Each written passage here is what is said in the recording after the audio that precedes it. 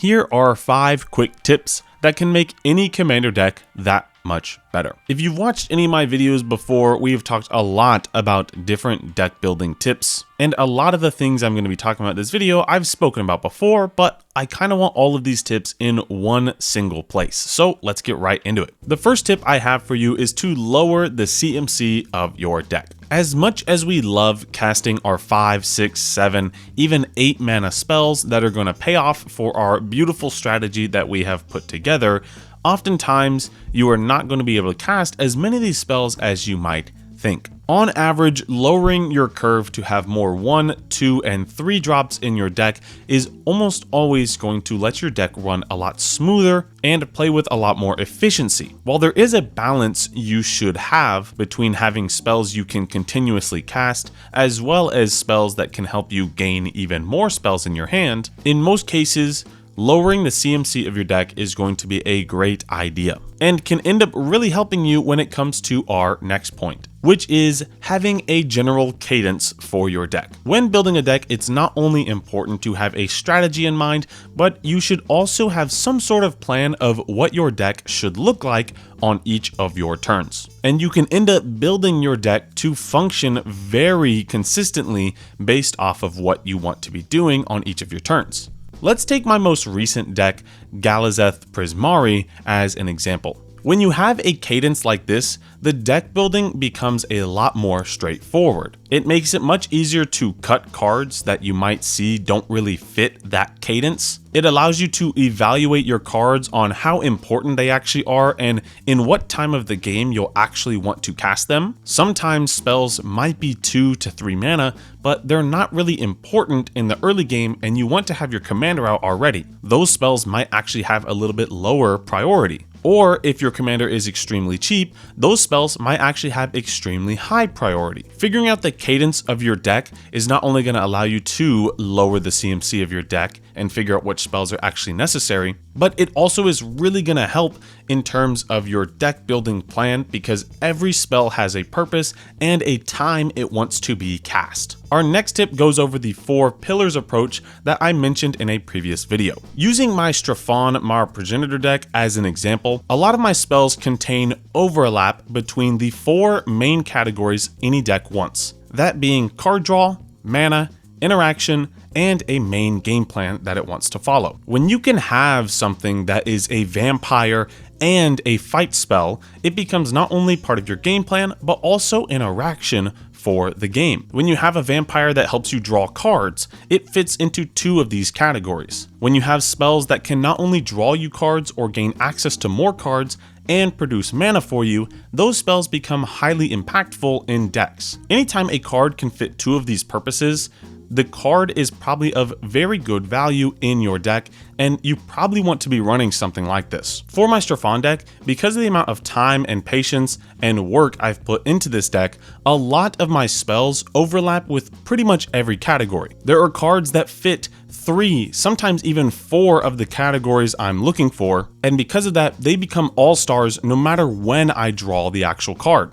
Going into the later stages of the game when maybe let's say a board wipe has happened and everyone's kind of run out of resources, if you can have a card that can not only draw you more cards but also will actively push your game plan forward, these cards will almost never be dead draws. Whereas sometimes you're already in a good spot and you draw a card draw spell that isn't really going to help you at all. But if that card draw spell is also a mana producer and you're lacking on mana, or that card draw spell is also some form of interaction, then it becomes much less of a dead draw. So the more overlap you can have in all of your cards, the better your deck will be and the more consistent it will end up being. Our second to last tip we want to talk about is having a pretty even distribution of card draw and mana. I recently discussed which is better, mana or card draw in the command zone, and I personally have come to the conclusion that mana is better. At least for the time being, that's what I've really been enjoying. But either way, whichever you end up having, both draw and mana are extremely important to a deck, and you want to have a pretty even distribution of both. If your commander is able to produce a ton of mana, typically the bottleneck is going to be cards. So having an even number of mana and cards might look a little bit different. You might have 30 spells that can draw you a ton of cards, whereas you have a lot less mana producers, but overall, you're pretty even in terms of card draw, and mana. And vice versa, if your commander has a ton of ways to draw more cards or is just straight up card draw in the command zone, you might want to invest a lot more into your mana production so you can actually play all the cards you're drawing. Now, let's say your commander doesn't provide either of these things, and let's say maybe it's only the win con in the command zone, like my Balmor deck. In my Balmor deck, all he does is provide an overrun for all of my creatures. If I'm able to cast 3 spells, I'm able to essentially get an overrun for 2 mana every single turn. Now, the way my deck compensates for this is by not only having an extremely cheap mana curve, but also a ton of ways to reduce the cost of my cards and draw a ton more cards. The deck really takes advantage of cheaper spells so that mana is not as much of an issue, and the mana side that I do have focuses more on that cost reduction. Any other commanders that aren't really card draw and aren't really mana in the command zone should follow something like this as well. Have an even distribution of cards and mana. Typically around 16 to 20 of each is going to be really good for your deck. And while that might sound like a lot to invest in both of those categories, if you start to have some overlap between each of these, it ends up being a lot less of an investment that you might think. Again, you can have interaction and mana production. You can have mana and cards.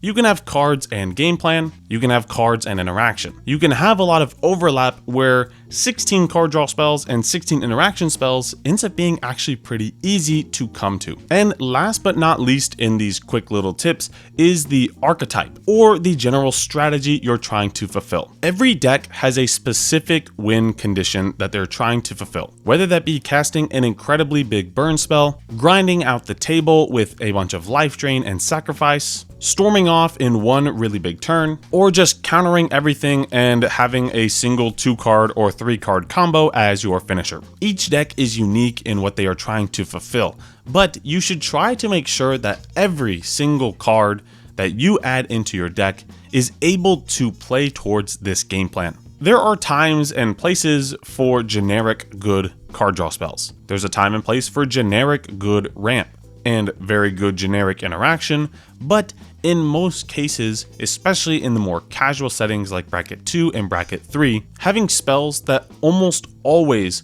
will have some sort of connection towards your game plan is going to make your deck run extremely smooth. A lot of times when I'm on Mox Field, I make sure to categorize every single one of my cards. But it ends up being the case that a lot of my cards end up just fitting into the game plan anyways, but oftentimes you actually don't really need to tag the game plan because most of the cards you end up adding will end up fitting into that game plan on their own. If we go back to my Prismari deck, if I ever add just generically good card draw, it's in the form of an instant or sorcery that my artifacts I've played can produce with Prismari. If I add in generic interaction, it's either an instant or sorcery, or it's some form of artifact that I can crack later that will still be able to produce me mana for any of my main win cons, or can be used as an interaction piece. If I have any generic mana pieces, they still are in the form of artifacts, which will trigger other cards in my deck.